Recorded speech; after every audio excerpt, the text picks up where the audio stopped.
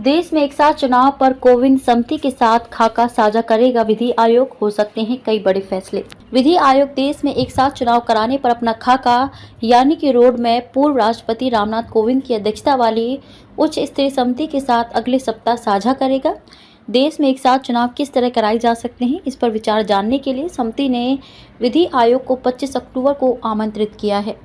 उच्च स्तरीय समिति ने हाल में अपनी पहली बैठक में राजनीतिक दलों के विचार जानने का फैसला किया था। समिति ने अब पार्टियों को देश में एक साथ चुनाव कराने के संबंध में अपने विचार से अवगत कराने के लिए पत्र लिखा है। सूत्रों ने पत्र का हवाला देते हुए कहा कि राजनीतिक दलों को भेजे गए संदेश में समिति ने परस्पर सहमत तिथि पर उनके साथ विचार विमर्श करने की बात कही है, ताकि ये चुनाव 2029 के लोकसभा चुनाव के साथ हो सके।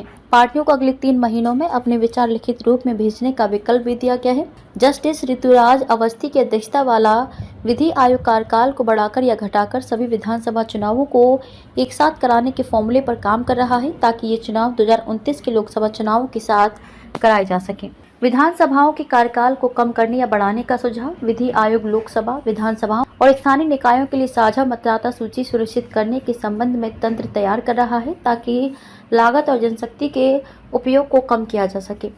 साल 2029 से विधानसभाओं और लोकसभा चुनाव एक साथ कराने के संबंध में विभिन्न विधानसभा चुनावों को समायोजित करने के लिए आयोग विधानसभाओं के कार्यकाल को कम करने या बढ़ाने का सुझाव दे सकता है। मतदान करने केवल एक बार केंद्र पर जाएं, यह सुनिश्चित करने के लिए तंत्र तैयार किया जा रहा है कि लोकसभा और विधानसभा चुनाव एक साथ हों, तो मतदाता दोनों चुनावों के लिए मतदान करने केवल एक बार मतदान केंद्र पर जाएं।